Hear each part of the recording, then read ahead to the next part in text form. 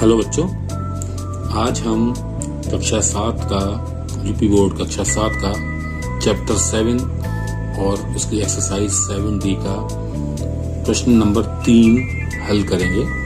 पिछले 2 वीडियो में हमने प्रश्न नंबर 1 और प्रश्न नंबर 2 को हल करके दिखाया है, जिसके वीडियो आपको हमारे चैनल पे मिल जाएंगे।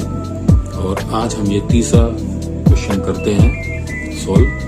ये प्रश्न में जो पूछा गया है वो यह है कि एक फर्नीचर विक्रेता एक अलमारी 5,000 रुपए में खरीद कर 14.1/2% लाभ लेकर राकेश को बेचता है।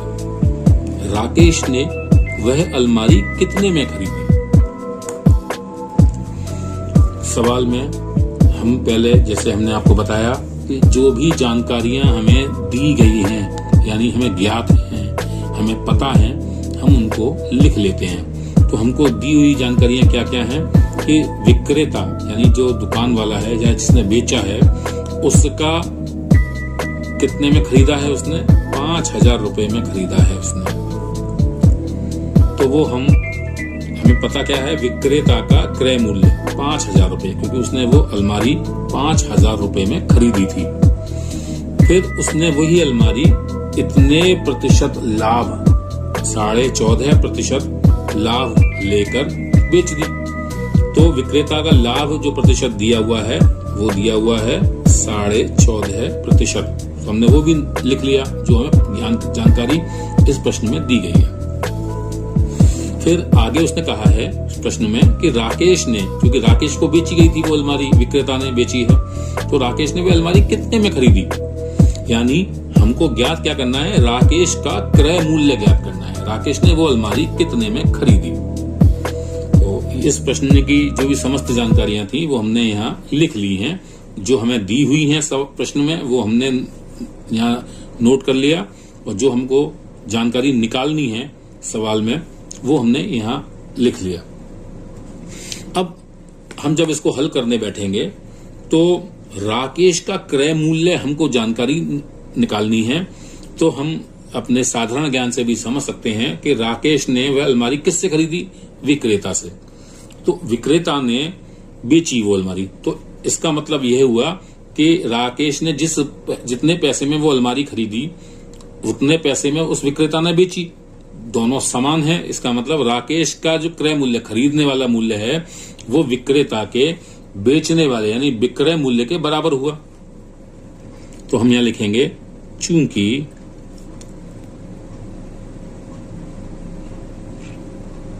राकेश का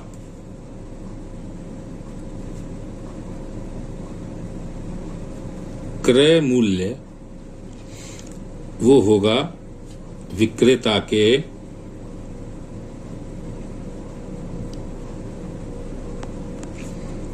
विक्रय मूल्य के बराबर।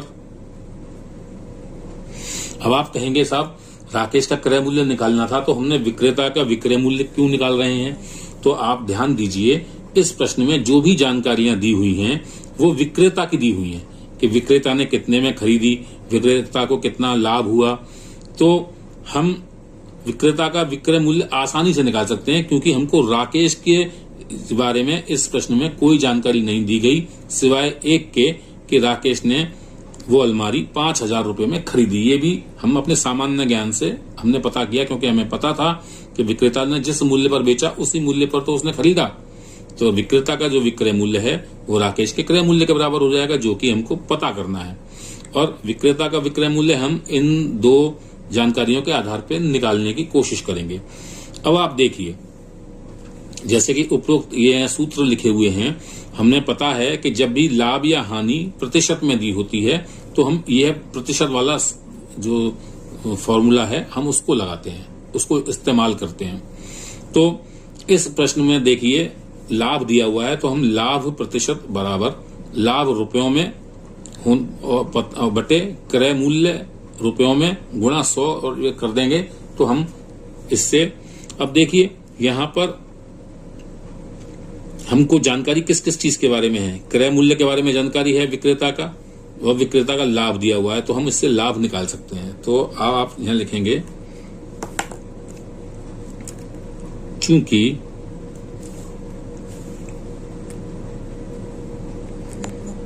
लाभ प्रतिशत जो होता है वो होता है लाभ रुपए में बटे क्रय मूल्य। अब यहां क्रय मूल्य हम किसका लेंगे? विक्रेता का, क्योंकि हम विक्रेता का लाभ प्रतिशत हमें दिया हुआ है, लाभ हमको निकालना है, गुणा 100%। ये हम सूत्र को इस्तेमाल करेंगे यहां। तो ये आपको फॉर्मूला दिया हुआ है। अब इसमें आप समस्त जानकारियां भर देंगे। तो कैसे करेंगे? आपको पता है लाभ प्रतिशत आपको दिया हुआ है, तो आप इसको प्रतिशत साइन नहीं लगाएंगे, केवल संख्या को लिखेंगे 14/1/2। ठीक है,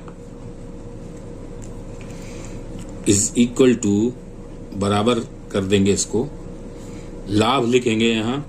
लाभ आपको जानकारी नहीं है, रुपयों में नहीं जानकारी है, तो आप लाभ को ऐसे ही रहने देंगे, क्योंकि ये तो आपको पता ही नहीं है।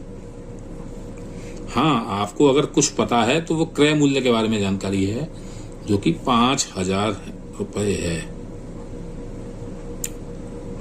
ठीक है, चलिए प्रतिशत साइन लगा ही देते हैं, गुणा 100%। अब देखिए, कोई चिन्ह अगर दोनों किसी समीकरण के दोनों पक्षों में होता है तो उनको हम क्रॉस आउट कर सकते हैं, काट सकते हैं। तो आपका यह सवाल बन गया, इसको आप हल करेंगे, ये भिन्न का हल है, इसको हल करेंगे तो ये कैसे होगा? आपको पता है ये मिश्रित भिन्न है, इसको आप भिन्न में एकल भिन्न में बनाएंगे तो कैसे होगा? ये हो जाएगा 14, 2 दूनी 28 और 1 29/2 बराबर लाभ जो कि आपको निकालना है रुपयों में 5000 आपको दिया हुआ है नीचे, गुणा 100। अब देखिए, हमको लाभ निकालना है। अब ये कुछ जैसे आप मान के चलिए सभी जानकारियां हमें दी हुई हैं, लाभ नहीं पता है, तो लाभ को हम कैसे निकालेंगे? ये कुछ ऐसे मानिए आपकी लड़ाई हो जाए किसी से और वो उसके साथ 3-4 दोस्त हों, जैसे लाभ को आपको पीटना है या इसको पता करना है कि आप बेटा तुझे देखते हैं, तो कैसे करेंगे? इसको अकेले करिए। अकेले करने का मतलब है इसके साथ जितनी चीजें हैं उन सबको दूसरी तरफ ले जाइए, अलग ले जाइए। तो अलग ले जाएंगे तो क्या करेंगे? हमको इसको इधर लाना पड़ेगा, बराबर के चिन्ह से इधर लाना पड़ेगा।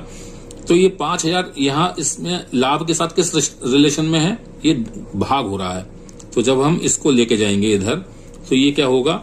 इस संख्या के साथ गुणा हो जाएगा, यानी 29/2 गुणा 5000। अब हमने एक संख्या अलग कर ली। अब आप देखिए 100 जो है लाभ के साथ किस उसमें है? गुणा में है। तो जब हम इस 100 को भी इधर शिफ्ट करेंगे तो ये क्या हो जाएगा? गुणा की जगह भाग में हो जाएगा। भाग का मतलब बटे, तो ये बटे में आ गया 100। समझ रहे हैं आप? और इस तरह से जब हम इन दोनों को इधर ले गए तो ये आपका लाभ रह गया अकेला। अब तो आप इसको पीट लोगे ना। ऐसे लड़ाई झगड़ा बुरी बात होती है, लेकिन आपको आसान एक उदाहरण के रूप में मैंने ये लिया है जिससे आपको समझ में आ जाए। अब आप लाभ निकालेंगे। अब ये लाभ कितना हो जाएगा? आपका लाभ जो आपका रुपयों में होगा वो होगा ये वाला के बराबर। तो इसके बराबर होगा तो ये क्या होगा? 29 गुणा 5000, ऊपर की संख्या एक साथ लिख दी, गुणा हो रही है ये, और 2 और 100 नीचे लिख दिया। अब आप जब इसको सॉल्व करेंगे तो 1 0 से ये 0 कट गया, 1 0 से ये 0 कट गया, और ये कितना हो गया आपका? लाभ आपका रुपयों में कितना हो गया? ये आपका हो गया 29 गुणा 5 बटे 50 है। तो आप इसको भी काट दीजिए, 2 से इसको काटेंगे तो ये आ जाएगा 25। तो ये आपका 29 गुणा 25 और ये एकम 1 होता है तो इसका वैल्यू 1 ही होती है। तो आपका जो लाभ आ गया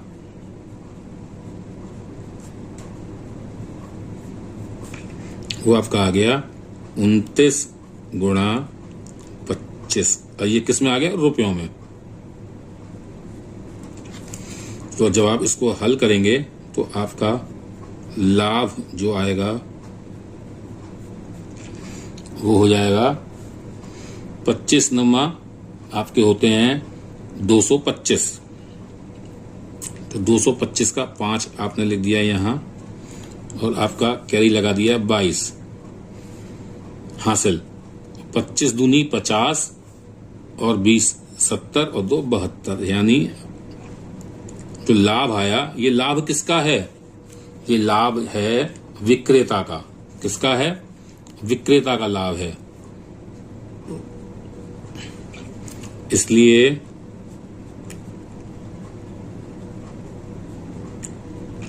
विक्रेता का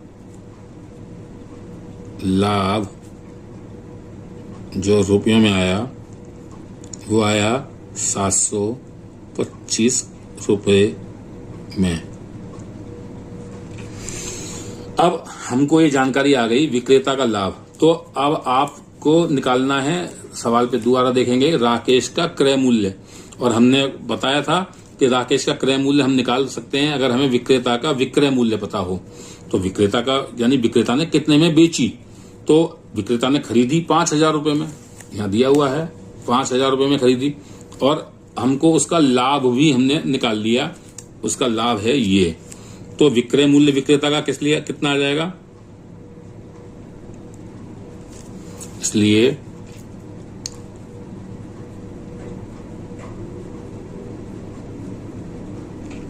विक्रेता का विक्रय मूल्य कितना होगा? भाई उसने जितने में खरीदी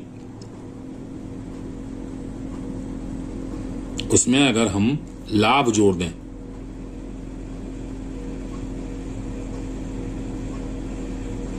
ठीक है, तो उसका विक्रय मूल्य आ जाएगा। तो क्रय मूल्य कितना था? 5,000 और लाभ कितने का हुआ? 725 का। तो उसका जो विक्रय मूल्य आया वो आया 5,725 रुपए।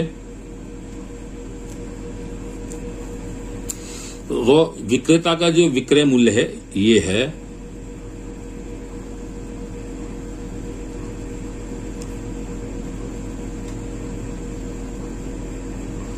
लेकिन हमें तो बताया है कि विक्रेता का विक्रय मूल्य ही राकेश का क्रय मूल्य होगा।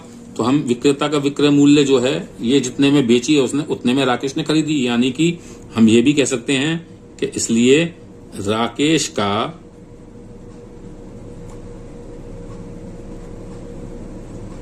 क्रय मूल्य जो होगा वो होगा 5,725 रुपए। तो यही इस प्रश्न का सही उत्तर है।